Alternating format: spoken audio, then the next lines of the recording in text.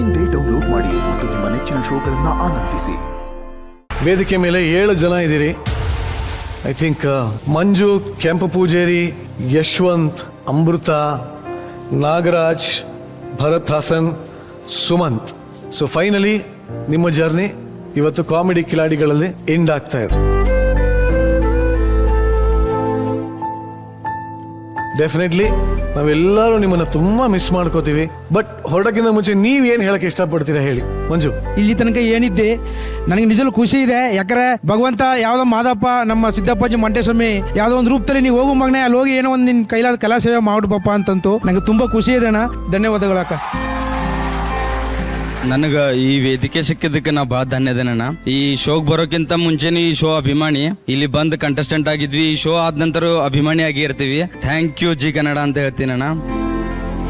ಈ ವೇದಿಕೆ ಪಡೆಯಕ್ಕೆ ಪುಣ್ಯ ಮಾಡಿರ್ಬೇಕು. ನಾ ಏನೋ ಯೂಟ್ಯೂಬಲ್ಲಿ ವಿಡಿಯೋ ಮಾಡ್ಕೊತ ಇದ್ದೆ, ಆದ್ರೆ ಇಲ್ಲಿ ಭಾಳ ಕಲಿಬೇಕು. ನಾನು ಕಲೀಲಿಲ್ಲ, ಆದ್ರೆ ಬಿಟ್ಟು ಹೋಗಕ್ಕೆ ಯಾರಿಗೂ ಮನಸ್ಸಿಲ್ಲ.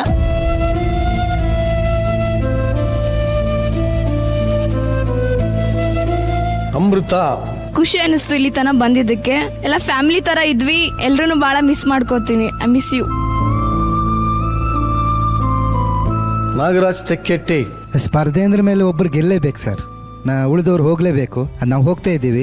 ಅದಕ್ಕಿಂತ ಹೆಚ್ಚಾಗಿ ಲಕ್ಷಾಂತರ ಜನ ಈ ಅವಕಾಶಕ್ಕೆ ಕಾಯ್ತಾ ಇರ್ತಾರೆ ಸರ್. ಅಂಥದ್ರಲ್ಲಿ ನಮ್ಮನ್ನು ಸೆಲೆಕ್ಟ್ ಮಾಡಿದ್ದಕ್ಕೆ ಜಿ ಕನ್ನಡಕ್ಕೆ ನಾನು ಅಭಿನಂದನೆ ಸಲ್ಲಿಸ್ತೆ ಸರ್. ಎಲ್ಲೇ ಇದ್ರೂ ನಾನು ಕಾಮಿಡಿ ಕಿಲಾಡಿಯ ಮಗನಾಗೇ ಇರ್ತೀನಿ. ಯಾವತ್ತು ಜಿ ಕನ್ನಡ ನನ್ನ ಎದೆಯಲ್ಲೇ ಇಟ್ಕೊಂಡಿರ್ತೀನಿ. ಒಂದು ಕಾಳು ಉಪ್ಪು ಸಾಕು ಹಾಲು ಒಡೆಯಲು, ಒಂದು ಮಾತು ಸಾಕು ಮನೆ ಒಡೆಯಲು, ಒಂದು ಕಲ್ಲು ಸಾಕು ಗಾಜು ಒಡೆಯಲು. ಆದರೆ ನಿಮ್ಮೆಲ್ಲರ ತುಂಬು ಹೃದಯದ ಕೈ ಚಪ್ಪಾಳೆ ಸಾಕು ಈ ಕಾರ್ಯಕ್ರಮ ಯಶಸ್ವಿಯಾಗಲ್ಲ.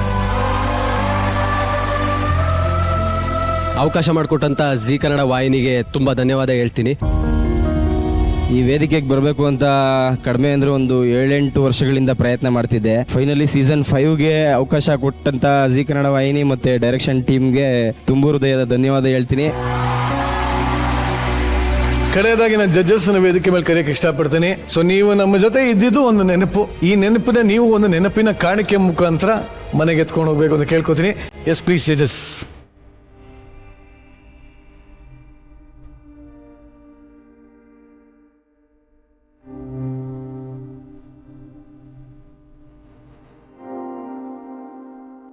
ಏನು ಹೇಳಕ್ಕೆ ಇಷ್ಟಪಡ್ತೀರಿ 7 ಜನಕ್ಕೆ? ಎಲ್ರಿಗೂ ಒಂದು ಸಣ್ಣ ಟಿಪ್ಪಣಿ ಕೇಳಿ ಇನ್ಸ್ಪೈರ್ ಆಗಬಹುದು ಅಂತ ಅನ್ಕೋತೀನಿ. ನೀ ಟಾಪ್ ಹೋದ್ರೆ ಮಾತ್ರ ನೀ ಟಾಪಿಕ್ ಆಗ್ತೀಯಾ. ನೀ ಹೆಡ್ ಆದ್ರೆ ಮಾತ್ರ ಹೆಡ್ಲೈನ್ಸ್ ಅಲ್ಲಿ ಬರ್ತೀಯ. ನಿನ್ನ ಬೆನ್ನಿಂದ ಮಾತಾಡ್ತಾರೆ ಜನ ಅಂದ್ರೆ ಅದರ ಅರ್ಥ ಅವರು ಹಿಂದುಳ್ಕೊಂಡಿದ್ದಾರೆ, ನೀನ್ ಅವ್ರ ಮುಂದೆ ಇದೀಯಾ ಅಂತ ಅರ್ಥ.